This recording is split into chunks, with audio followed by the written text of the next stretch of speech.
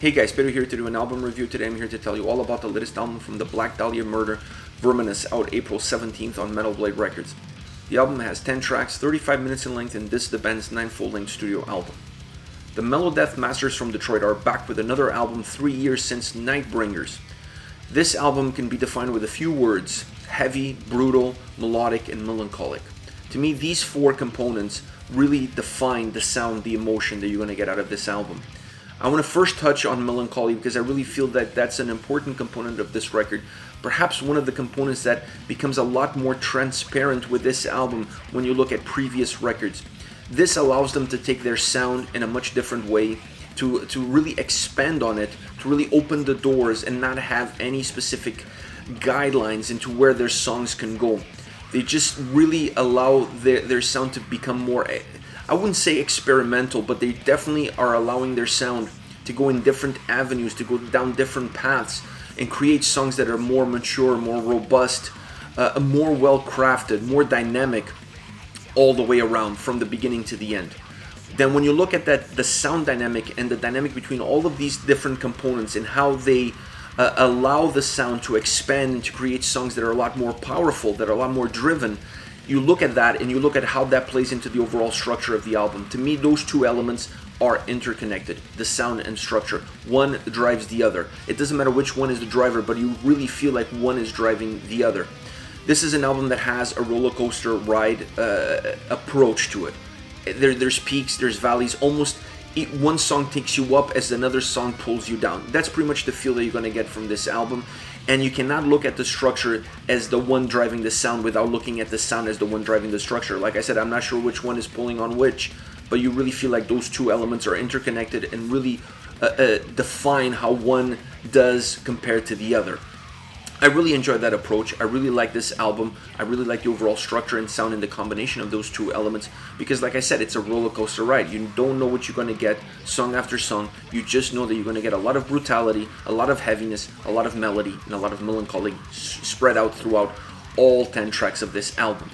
But the fact that they have such a great dynamic, that you have this feelings of up and down following each and every single song, really allows the album to be very fluid and very dynamic and have a very good overall approach to it, allowing the listener to stay connected with the album, not really allowing the listener to step away, skip a song or two, and walk away from the record. This is an album that really grips you, that has your attention from the first song, never really letting you go until the last song is played. It has that kind of feel to it, it has that magnetism attached to it, and to me, once again, that comes from the combination of sound and structure really intertwining to play this major role on how this album plays out from the first to the last track.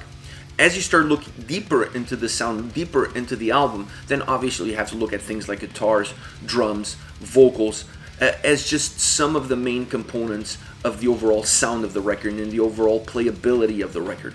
The guitars on this album, in my opinion, are really well crafted.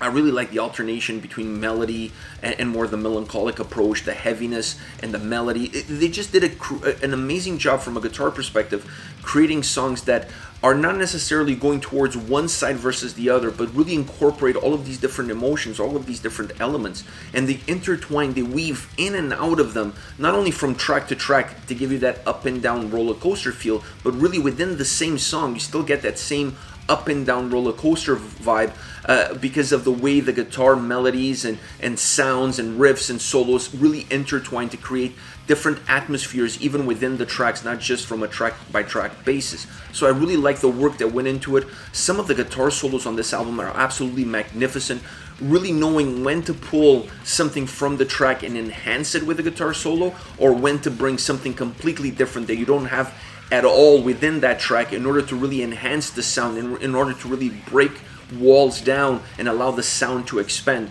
That to me is very important on an album that has this kind of approach, to have that ability to understand exactly what the songs need from a guitar perspective, take some away from the riffs, add something to the riffs, add something to the solo, take something from the song, incorporate in the solo, bring something from the outside. That knowledge of understanding the dynamics of the song from a guitar perspective are really well played and well represented on this album. The drums to me are the partner to those guitars, because the drums overall on this album are very brutal and heavy, and I like that. I like that partnership that you're gonna find with this album between guitars and drums. The two are really a driver and co-pilot, sometimes alternating roles, but most of the time the guitars really drive the sound, and the drums are there to just really coach those guitars through, to really guide them, being the GPS for those guitars and allowing them to know exactly where they need to go. But overall, the drums on this album are very brutal, really providing a solid backbone to the overall sound of the record. Heavy when they need to be, brutal when they need to be, more subdued when there's other elements within the song that need to come to the forefront and play more of a more important role, of a bigger role within the tracks. Last but not least, the vocals. Trevor's vocals on this album are phenomenal. I was not expecting anything less, but I really enjoyed his vocals on this album. I really feel like he took it up a notch. He really transcended himself, because on this album, he really brings the songs to life. He really brings the lyrics to life. And he's almost the glue that holds the album together, because while there's a lot of things moving, there's all these ups and downs, like I said, this roller coaster of a ride, not only on an overall album perspective, but even within specific tracks. His voice seems to be always the main consistency from every single song. You always know what you're going to get from it on every track, and he allows himself to be the glue that holds it all together, so the album doesn't start to break apart a couple of songs into it, because it's so volatile, it's so dynamic, there's so many moving pieces. It's really easy for you to allow the album to start to break into different pieces as it moves along. So by having a very consistent approach from a vocal perspective, a very powerful approach, a very dominating approach, really allows the album to stay concise and stay together, even though it has all of these moving parts floating all over the place. Like I said, this is an album that I overall really enjoyed it. I really like the album, I really like the sound, and I really like what they did with this record by creating an album that's very dynamic, very powerful, and adding a lot of melancholy into their sound. Really creates a much bigger window for them. It really creates a bigger wall of sound overall. It allows them to create an album that, in my opinion, is a lot more mature. It has a lot more dynamics and has a lot more elements into it, and becomes an album that's a lot richer in sound and in approach and in overall structure. I really fell in love with this album by the Black Dahlia Murder. It's a magnificent record, a magnificent melodic death metal record with a lot of different components that really allow that melodic sound to be expanded into different arenas. A must listen for all fans of melodic death metal, and definitely all fans of the Black Dahlia Murder. You're not going to be disappointed with this album. As far as songs are concerned, I picked 3 tracks that, in my opinion, are not only my favorite tracks. 2 of them are definitely my favorite tracks, but 3 tracks that give you a little bit of a glimpse of what you're going to get from the overall sound of the record. I want to start with Godlessly. This song has a ripping riff with a great melodic undertone to it, and that to me is the main spinal cord of this track. I really like that. The drums pick up intensity and heaviness as you get into the chorus. The chorus is a lot more dominant from a sound perspective, has a much larger wall of sound, if you will, when you compare it with the verses. The things that break these 2 things in the song, the dynamic between those 2 elements, the verses and the chorus, is really defined, in my opinion, by the drums and how heavy the drums become towards the chorus. A lot more important. They really emphasize that portion of the song, that momentum of the song. The solo, in my opinion, brings some darkness into this track, but it also brings some melody. A mixture of melody and darkness is definitely present on the guitar solo, and in my opinion really works well for this track.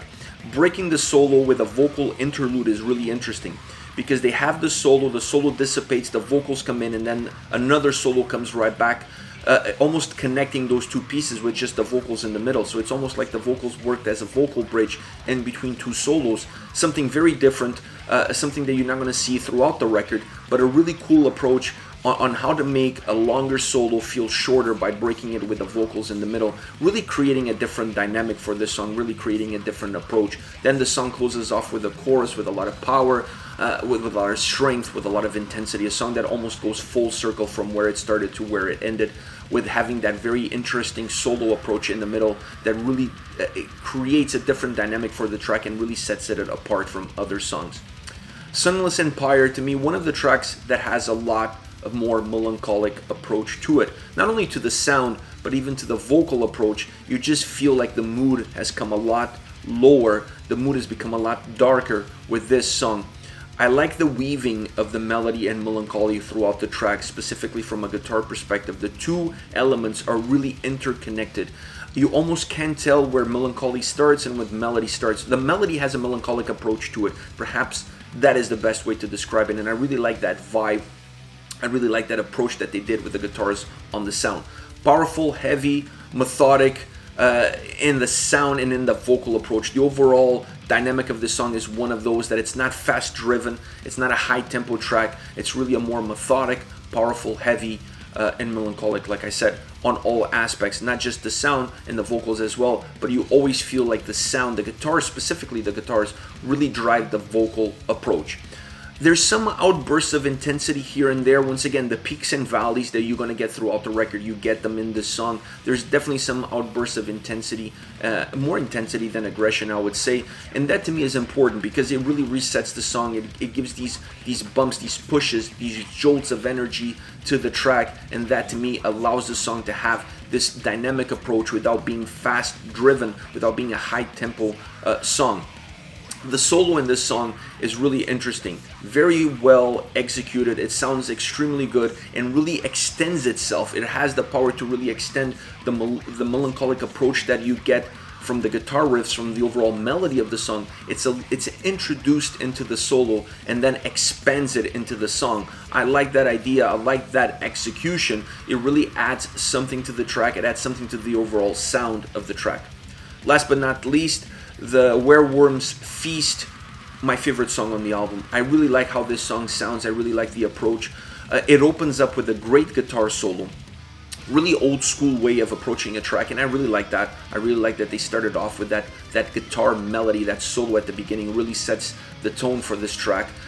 Before you get into a little bit of more of a grimy Megadeth sound that, in my opinion, is really the trademark of this band. This is a song that really pulls a little bit of what they're trying to do with this album, but also going back into the roots of the band, into what they have done in previously released records, and bring a little bit of the past into the present, mixing those two into one single track.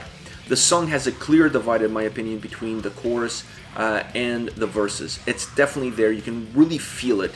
It has a more methodic approach in the verses and then a more melodic, intense approach in the chorus, making the chorus really magnetizing, really hooky, really catchy at times, because the melody is so pungent, it's so strong that you really gravitate towards the chorus of this track. And when you have that dynamic approach between verses and chorus, with one being a lot more methodic, the other one being a lot more intense, you get that roller coaster ride. You get those ups and downs, like I said, that you're going to get throughout the album. Here you get them within one single track by having that divide, that disconnect between the verses and the chorus. The solo comes in and really explodes into the track. One of those that's really expanded. It's long. And I really like it because it adds a lot to the song. It has a lot of emotion built into it, and it has a heavy barrage of sound attached to it. So I really like what they did with the solo. It's a different twist, it's a different take, and they took a different approach to the solo on this track that really sets it apart from other songs on the album. Overall, the dynamic of the track, the dynamic of the sound, the dynamic of the solo is what sets this song apart, in my opinion, and like I said, my favorite song on the album. I really love everything that they did vocally and sound-wise on this track. This is it. This is the Black Dahlia Murder Verminous, out April 17th. Let me know your thoughts on the band, on the singles. Use the comment section below. I'll be reading those and getting back to you. Take care, guys.